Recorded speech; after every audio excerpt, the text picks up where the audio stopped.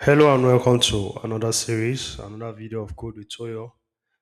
In this series, we're going to talk basically about R programming language.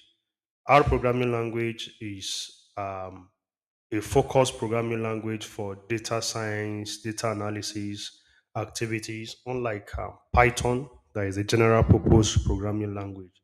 So chances are that whenever you are doing your data analysis activity, your engineering activity, your mathematics activity that has to do with data, your requirements might include R even before Python because R was built ground up for data activities, while Python is general. So learning R is easier than Python. The learning curve is not so steep, and you can go from a beginner to an intermediate, even advanced in no time when it comes to using Python. So let's say you are into research, you're an engineer, you're into data science, you're into data analysis, you're a healthcare officer, and all of these things. And you find tools like Excel, Power BI, Tableau, a little bit limited or even heavy to install and run. And you want this flexibility as a professional, I advise you to learn R programming language and you have everything you need. So I'm currently running on R Studio. R Studio is an open source software that you can install. Let me show you how you can download that. You can go to your browser and just search for R Studio, and when you get R Studio, just download the copy for, yeah, that's an IDE, it's an integrated development environment. So you just download a copy for, if you're using Windows, download a copy for Windows. If you're using a Mac, download a copy for Mac or Linux, whatever operating system you're using. So when you install it for the first time, it comes with most of the packages that you will need to do your data analysis, data science stuff. It's just like a gold standard for industry that are into data. Definitely, they will always talk about R one or two ways. But in the case of Python, like we said, is a general purpose programming language. So Python has a broader scope, um, much more stronger, I must say. But then R is better. R has an edge when it comes to interacting with data. So let's get straight to it. Let's just start with a brief in R. So before we start that, I just wanted to know that this video is structured into several videos. It will be a series, maybe five, six, or even seven, that will take you from beginner in R up to intermediate or even advanced in R, because you are going to cover all concepts as regarding syntax, understanding control structures, understanding functions.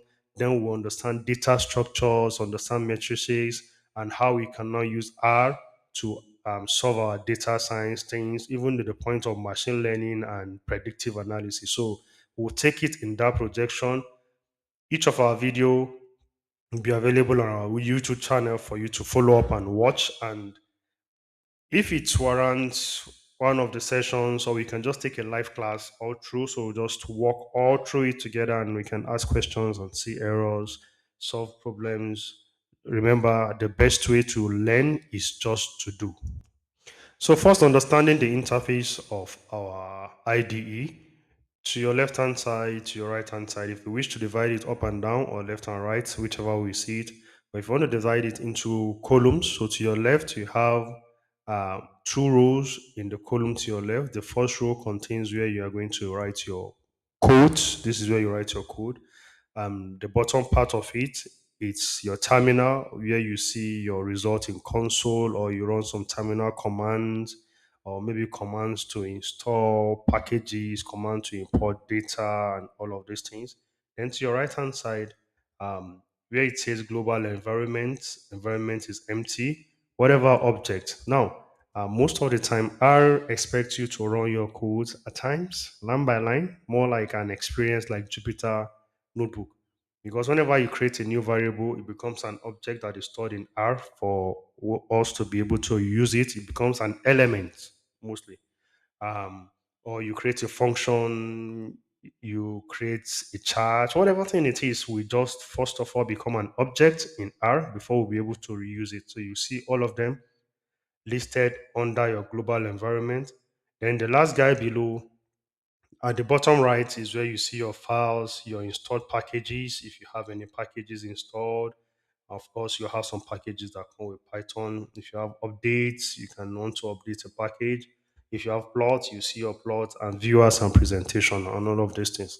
So, enough talk now. Let's just go straight into it. We just take a quick brief. Like I said, R is a popular language used for statistical, of course, it's focused, statistical mathematics purpose. So, most of the times the code runs line by line. So that means each code you write, you run it for it to become an object and you're able to use it. Agreed as well. We say it is mostly used to analyze, visualize data, and also for your data mining or machine learning and purpose. So, like we say, unlike Python that is general purpose, R is focused. Now, you need to understand that every programming language you are learning, there is a general concept to every one of them.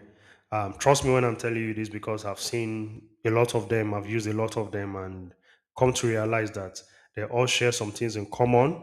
In fact, they share most things in common, but syntax differ from here and there. So, but in the case of R, if you want to do assignment is more like you are assigning a variable to a value to give you an expression or you're storing it somewhere. For example, we want to assign um, a variable name or a variable age. So I'll just go ahead and say age. If I do this age 45, this works perfectly in R, but this is a Python kind of pattern or JavaScript kind of pattern. It works in R until you hit a particular roadblock and this doesn't work anymore. So the best way to do this is this. So now you know that your assignment variable in R, your assignment operator rather in R is a less than and a dash. And if I want to see this in output, if I run this code, let's see what we have. We got an error that said object age is not found. Just like I said from the introduction, it has this line by line mentality. So running this, that means I'm not aware of what is coming at the top. So it's saying I can't find it in my environment. So what do we do? I come back to that line, run it. It shows me this in my output, and I can see it says age 45 in the global environment. So if I run this again, it will come ahead and show me age 45. So let's even say I want to increment my new age. So I don't want to start doing the core programming stuff from now, but when we get to all of these things, we're going to do it. Today is just an introduction and explanation here and there. So quickly again, data types. Whether you're a software engineer, you're into data science, whatever thing you are doing in the world of IT and it involves data, you must understand the type of data you are interacting with for you to be able to interact, manage them, and manipulate data. Trust me, analysis, data science, all of this is all about data manipulation to bring insight based on what you are seeing. So that's all what it is. So we have different data type. The first one we have a numeric. For example, if you have a 10.5 or a 15, a numeric data type holds two different type of data. Either it's holding an integer, which is a whole number, or it's holding a floating number, which is a double, a decimal number. So most of the time, we use numeric for floating number probably, but you can also use it for integer numbers. But for us to use integer at times, we want to be specific with integer. If I have a 3L, for example, so any number that has the L letter attached to it automatically in R is represented as an integer. R sees this number and treats it as an integer. So let's say, quick question. You want to store some data into your analytics space or into your database, and this data involves salary, age, and name. Just pause the video, think about it, have a deep breath, and let me know which data type do you think is best for salary, which one is best for age and for name. So if you have thought about it, probably you might just come up with, oh, okay, fine. Salary should be a double or a floating number because our salary has the naira aspect or the kubo aspect or the dollar aspect and the cent aspect. 99, 100 kubo make up one naira and all of these things. While integer, things like age. Yes, age is an integer. You either 0, 1, 2, 3, 4. So you always have an L behind it. Then our character or our strings is going to hold our names and all of these things. So you thought, right. If you didn't get it, don't worry. You're just starting. There will always be so many of these kind of things. So the next one we have is complex number. Numbers, those are into engineering and all of these things. Numbers is I and J. These are complex numbers. So yeah, these are our character, our string, and all of these things. So the next video, I don't want the videos to be so long part time. I want it to be short so you can watch it, follow through, and pick up the next one. So you have this connecting experience. So you need to follow us on YouTube, join our channel, subscribe, hit the subscribe button and notification. So as we're dropping videos in this series, you can follow the series. At the end of the series, you have the materials as well, and you can practice on your own. And trust me, by the time you follow this to the end, you become familiar with R and you add a start to your start wherever you are. So far so good. I want you to understand that these are the type of data we have. We have the logical data type as well. The logical guys that helps us to create structure or control our code. Then we'll get to the if and the else. You are going to be seeing all of those things. And we're going to be talking about type conversion in the next few videos, how we can change from one type of data to another type of data. Because at times some data needs to change from one type to another for you to be able to interact with them. Then we'll talk about the maths, the mathematics operations in R. We'll talk about the string operation and method. We'll talk about booleans, the wonderful guys that we work with the logic. We'll talk about the control structure that everybody needs to know if you must be efficient in using R. We'll talk about our loops. We'll talk about the functions, which is one of the most powerful things you need to know. Then global variable. Then we'll hit data structure that will take us to an advanced version of the class. So if you got to this point, that means you have actually tried. You just need to grab a little bit drink, sit back, smile. That means you've done something cool. So let's just quickly catch fun before we leave. Let's also we just want to let's see how powerful and how interesting R can be without needing extra packages, extra installation to do some things. I just want to quickly plot a chart that will just show me a distribution between 1 and 10, something like that.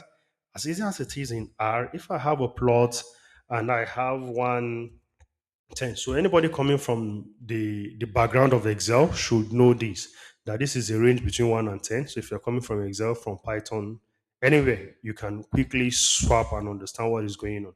A full column means a range. So if I quickly do this and I hit on enter, you can see, boom, on this bottom left, I can easily see my chart now showing that, oh, okay, I have a distribution between 1 and 10 here and between 1 and 10 on the other side and indexes. So basically, these are just introduction to all of these things I need you to know. And finally, for this class, if you have a variable and you want to know the type of data that that variable is, you could easily call the class and ask what class is this. And at the end of the day, you see it. You can see this is telling us that this class is what? A numeric. Either you're using a class or you are using this formula and this popular guy, the type of. So any of these guys that you're using, you will see. So type of is kind of going deeper. We'll talk about all of these things later. But if you want to say the actual type, is actually the class. So I'm running my code. This is how you run your code using the run, or you use control and enter, which is a shortcut. So by the time you start using this interface, it becomes clearer and easier for you to use. So a quick recap. R is awesome. R is excellent when it comes to data activities. You don't have to learn Python. You don't have to do Python except you want to start building things or building stuff that do these things for you. Or you want to do automations and all of these things. But if you just want to use your knowledge, I believe mostly in the academic part, R is always needed. Yes, R is always wanted because when you do your research and all of these things, your statistical method and all of these guys are bundled into R. You see them all in R packages. We have the B plot, the brew, you have the DPLYR for analysis. You know, we have everything that you need to get for statistics in R. You don't have to install it. But if you must install it in the next videos, we'll see how we can install all of these things. So, but trust me, most of the things you need are already installed. So, and learning it is just very brief and fast. So, I'll see you in the next video where we'll start going into hands-on, into coding, and we're going to pick up the data types at some extent and be moving step by step. Like I say, go on YouTube, like our videos, comment on our videos, click on the notification box so you can always get new notification whenever we drop a videos for this series. See you in the next video. Bye for now.